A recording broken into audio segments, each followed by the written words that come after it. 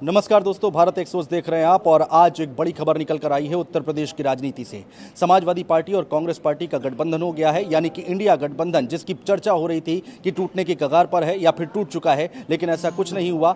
सीटों के बंटवारों पर बातचीत बन गई है और इसके बाद कांग्रेस पार्टी अब उत्तर प्रदेश में 80 लोकसभा सीटों में से 17 सीटों पर चुनाव लड़ती हुई दिखाई देगी। एक एक करके जल्दी से हम आपको बताते हैं कि आखिर वो सीटें कौन कौन सी हैं। सबसे पहले बात करते हैं रायबरेली की। रायबरेली और अमेठी दोस्तों, जो कि लगातार समाजवादी पार्टी भी इन सीटों पर कभी प्रत्याशी नहीं उतारती आई है, ये सीट कांग्रेस पार्टी के खाते में गई है।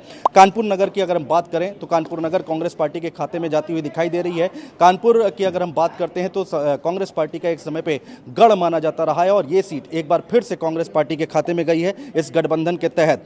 फतेहपुर सीकरी की बात करें तो फतेहपुर सीकरी कांग्रेस पार्टी के खाते में गई है। बांसगांव भी कांग्रेस पार्टी के प्रत्याशी यहां से चुनाव लड़ेंगे कांग्रेस पार्टी के सिंबल पर। सहारनपुर की बात करें, मुस्लिम बहुल इलाका है सहारनपुर, जहां से चुनाव लड़ने की बात कही जा रही है। इमरान मसूद यहां से चुनाव लड़ सकते हैं, ऐसी खबरें निकलकर सामने आ रही थी, लेकिन कौन चुनाव लड़ेगा ये तो वक्त बताएगा। लेकिन सहारनपुर सीट भी कांग्रेस पार्टी के खाते में गई है, वहां पर कांग्रेस पार्टी का प्रत्याशी उनके सिंबल पर चुनाव लड़ेगा। प्रयागराज की बात करें, जो शहरी इस अगर लिस्ट को अगर हम देखते हैं दोस्तों, तो ये शहरी जो इलाके हैं, शहरी क्षेत्र हैं, नगरीय इलाके हैं, ये सीटें कांग्रेस पार्टी के खाते में जाती हुई दिखाई दे रही हैं। जैसा कि प्रयागराज की हम बात करें, रीता बहुगुणा जोशी यहां से पिछली बार चुनाव जीतकर आई थी भारतीय जनता पार्टी के टिकट पर, और इस बार प्रयागराज से कांग्रेस पार्टी ताल ठोकती दिखाई देगी। समाजवादी पार्टी उनके प्रत्याशियों को सपोर्ट करती हुई दिखाई देगी।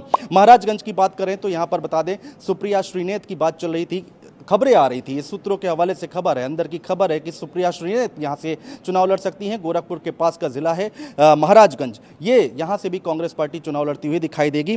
वाराणसी की बात करें, प्रधानमंत्री नरेंद्र मोदी वाराणसी से चुनाव लड़ते हैं और ये यहां से कांग्रेस पार्टी के प्रत्याशी चुनाव लड़ते दिखाई देंगे।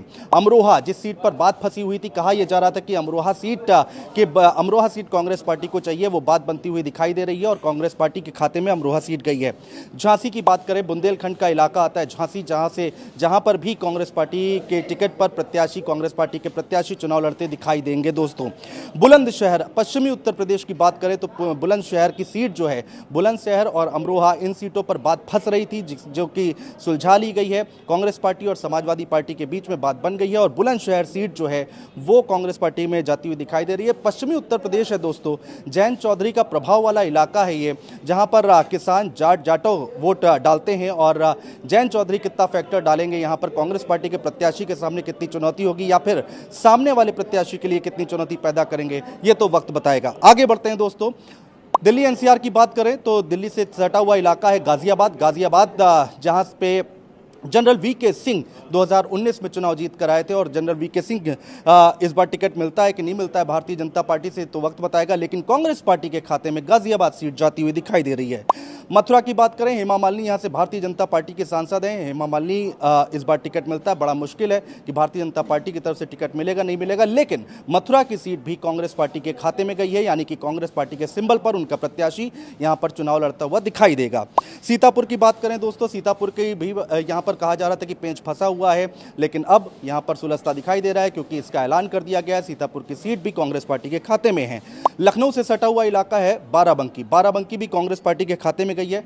देवरिया, आखिरी 17वीं सीट है दोस्तों, देवरिया सीट जो है वो भी कांग्रेस पार्टी के खाते में गई है। कहा यह जा रहा है कि कांग्रेस पार्टी के प्रदेश अध्यक्ष, ये खबरें हैं केवल, कांग्रेस पार्टी के प्रदेश अध्यक्ष अजय राय भी यहां से चुनाव लड़ सकते हैं। वाराणसी से कौन चुनाव लड़ेगा ये भी बड़ा सवाल बना हुआ है, लेकिन इन सब के बीच में एक खबर और निकलकर सामने आई है दोस्तों, वो ये है कि खजुराहो जो सीट है मध्य प्रदेश की लोकसभा की, वहां से समाजवादी पार्टी चुनाव लड़ती हुई दिखाई देगी और बाकी मध्य प्रदेश में जितनी सीटें हैं वहां पर कांग्रेस पार्टी का सपोर्ट करते हुए दिखाई देगी।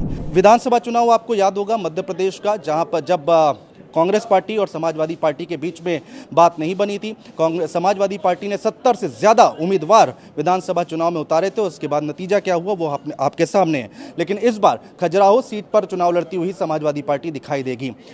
अविनाश पांडे, जो कि कांग्रेस पार्टी की तरफ से उन्होंने कहा कि प्रियंका गांधी की बड़ी भूमिका रही है इस गठबंधन में, तो सवाल ये उठता है कि क्या प्रियंका गांधी ने ये डील कराई है, क्या प्रियंका गांधी जो है उन्होंने बीच का रास्ता निकाला है। जो इतने दिनों से बैठक चल रही थी, मैराथन बैठक दिल्ली में चल रही थी, उसके बाद लखनऊ में भी काफ़ी देर तक बैठक चली, देर रात तक बैठक चली, तो उसमें कोई बात नहीं बन पाई। राम गोपाल यादव जो हैं वो दिल्ली गए हुए थे और लगातार बैठक कर रहे थे, बात नहीं बन पा रही थी। अब ये कहा जा रहा है कि प्रियंका गांधी ने बातचीत की है अखिलेश यादव से, उसके बाद डील होती दिखाई दे रही है। तो फिलहाल किसकी जीत होगी किसकी हार होगी ये तो वक्त बताएगा, लेकिन लोकसभा चुनाव की बिसात बीत चुकी है और आने वाले वक्त में ताल ठोकती हुई इंडिया गठबंधन उत्तर प्रदेश से दिखाई देगा। बहुत शुक्रिया दोस्तों।